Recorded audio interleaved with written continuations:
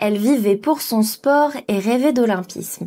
C'est pourtant depuis son lit d'hôpital que Kenza Chahal a regardé les Jeux de Paris 2024. Voici ma médaille d'or des Jeux Olympiques, écrit-elle en légende d'une photo en sortie d'opération. Quelques mois plus tôt à peine, Kenza s'y voyait sur les podiums représentant son pays, une médaille au cou. Espoir du BMX freestyle français, la jeune native de l'Hérault avait tout pour gagner. À 22 ans, elle n'hérite pas d'une première place, mais d'un handicap à vie pour avoir mis son corps à rude épreuve pendant plusieurs années. Dans la vidéo qui suit, Kenza souhaite libérer la parole sur les risques du sport de haut niveau pour la santé physique et mentale des athlètes. J'ai commencé le BMX vers mes 10-11 ans et j'ai fait 5-6 ans à haut niveau. Le BMX est rentré dans ma vie tout simplement parce qu'il y avait une compétition à 5 minutes de chez moi. J'avais un skatepark et ça m'a tout de suite convaincue parce que tout simplement ça représentait la liberté. Déjà ça s'appelle BMX freestyle. Il y avait une entraide et puis c'était plus une famille que des partenaires d'entraînement. Alors le BMX freestyle, donc c'est un petit vélo. Celui que je pratiquais, c'était sur un skatepark. Et en fait, le but, c'était de faire un maximum de figures sur toutes les parties du skatepark. Quand je suis rentrée à l'âge de 15-16 ans, j'ai commencé à avoir des douleurs en bas du dos. Et c'est là que tout a commencé en fait, parce que tout se passait dans mon corps sans que je le sache vraiment en fait. Des fois, je me réveillais le matin bloquée. Mes parents m'amenaient à l'ostéo. Et c'est vrai que ça allait mieux après, mais 3 semaines après, ou un mois max après, je me relevais bloquée. Et ça, je l'ai fait jusqu'à mes 20 ans. Ouais. Je commençais à faire des compétitions avec mon club à Sérignan. Ça a commencé les compétitions à devenir des compétitions Coupe de France quand c'est rentré en fédération. Et les entraîneurs et les managers se déplaçaient du coup parce qu'ils étaient en recherche, comme c'était un nouveau sport d'athlètes.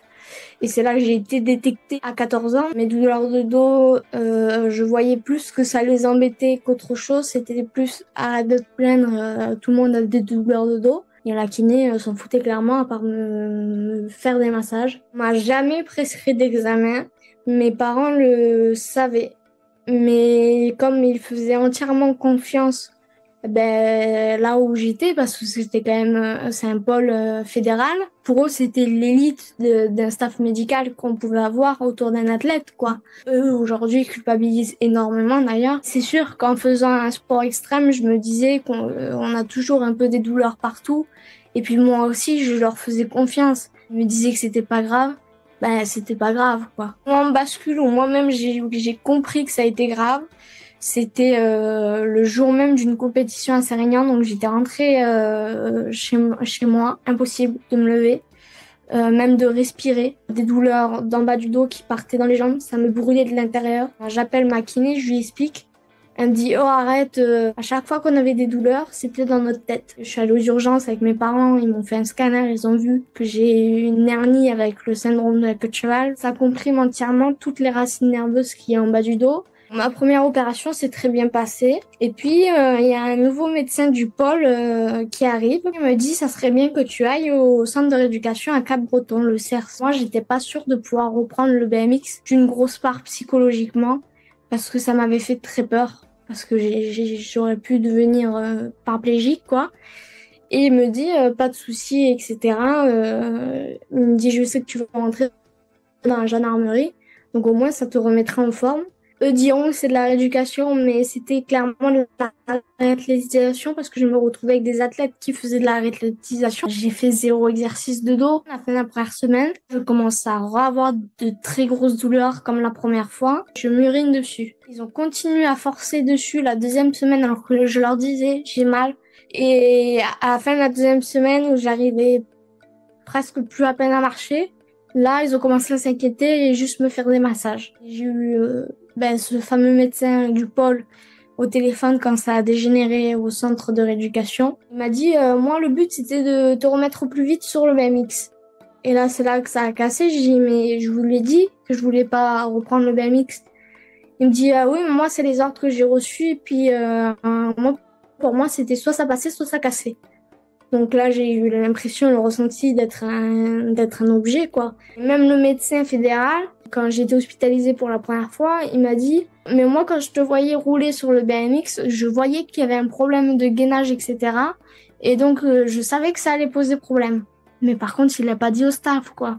J'ai eu 0 nouvelle de mon entraîneur, du staff complet, en fait. Ils m'ont totalement ghosté, si je puis dire. Après plusieurs opérations, dont une en mai dernier qui lui évite la paraplégie, Kenza vit aujourd'hui avec de nombreuses séquelles sur son corps fragilisé. Voilà, j'ai des séquelles à la vessie. Je ne sais plus me vider correctement.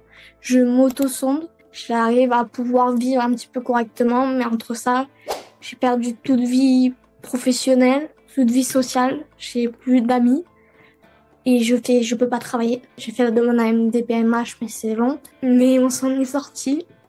Enfin, en tout cas, j'ai des séquelles, mais je marche. Je suis très reconnaissante. Moi, j'ai tout donné. Pour eux, j'ai porté les couleurs de la France. Ils m'ont rendu comme ça. J'ai roulé avec des traumas crâniennes, des côtes fêlées à des championnats pour faire des finales, pour faire plaisir au monsieur qui disait dans les bureaux. Et on me le rend comme ça. Je lui ai aussi demandé comment elle envisageait la suite. On me coupait déjà de toute compétition et de sport de haut niveau. Ça m'a dégoûtée parce que c'est un monde de requins. Et j'aimerais tenter le concours de gendarmerie. Et puis sinon, je rentrerai dans une fac de droit. C'est ce que j'aime. Si j'ai un message à faire passer, c'est vraiment si vous avez des douleurs que vous trouvez pas ça normal parce que en tant que sportif de haut niveau, on connaît très bien notre corps et que si votre staff vous pousse à faire quelque chose, etc., que vous pouvez pas, vous le sentez pas, ne le faites pas. N'oubliez pas d'ailleurs que le sport de haut niveau, c'est un métier, mais c'est aussi votre passion de base. Moi, je n'oublie pas que j'ai commencé à sourire et rigoler avec mes copains de 10 ans à Sérignan. Et surtout, faites attention à votre corps. De son côté, la Fédération française de cyclisme a réagi par la voix de son directeur technique national, Florian Rousseau. La pratique de haut niveau amène parfois des blessures, mais nous ne pouvons pas dire que nous n'avons pas soutenu Kenza. La priorité de la fédération, c'est de parler de santé physique et mentale avant de parler de performance.